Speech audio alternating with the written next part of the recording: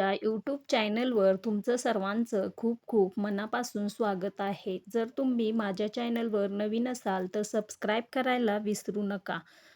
नमस्कार मित्रांनो, आपल्या आयुष्यात काही माणसं अशी असतात ज्यांची किंमत आपल्याला ती दूर गेल्यावरच समजते. आजची ही कथा आहे एका वडिलांची आणि मुलाची. ही कथा ऐकताना कदाचित तुमच्या डोळ्यातही पाणी येईल. कथा बाबांचा शेवटचा फोन. एका छोट्या गावात अमोल नावाचा मुलगा राहत होता. अमोलचे बाबा खूप साधे माणूस होते. ते शेतात काम करायचे आणि मुलाला शिकवण्यासाठी खूप कष्ट घ्यायचे. अमोल लहानपणी म्हणायचा, "बाबा, एक दिवस मी मोठा होईन आणि तुम्हाला सगळं सुख देईन." बाबा फक्त हसायचे. काळ गेला. अमोल मोठा झाला. शहरात त्याला चांगली नोकरी मिळाली. बाबांना खूप आनंद झाला. ते गावात सगळ्यांना सांगायचे, "माझा मुलगा शहरात मोठ्या कंपनीत काम करतो." अमोल शहरात गेला.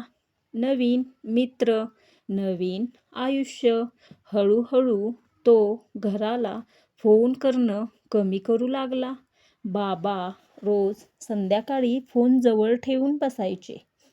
कदाचित आज अमोल फोन करेल म्हणून एक दिवस बाबांनी अमोलला फोन केला. "कसा आहेस बाळा?" अमोल म्हणाला. "बाबा, मी खूप बिझी आहे. नंतर बोलतो."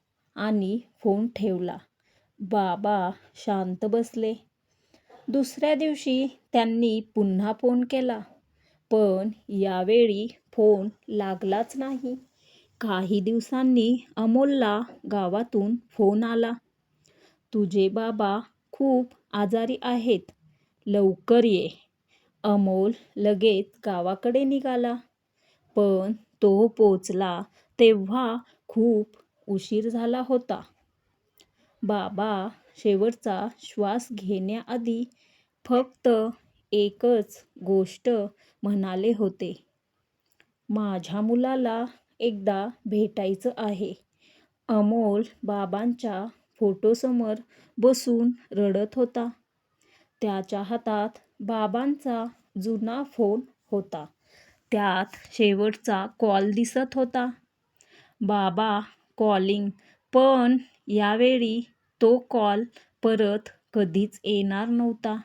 मित्रांनो, आई-वडील हे आपल्या आयुष्यातील सर्वात मोठं धन असतात.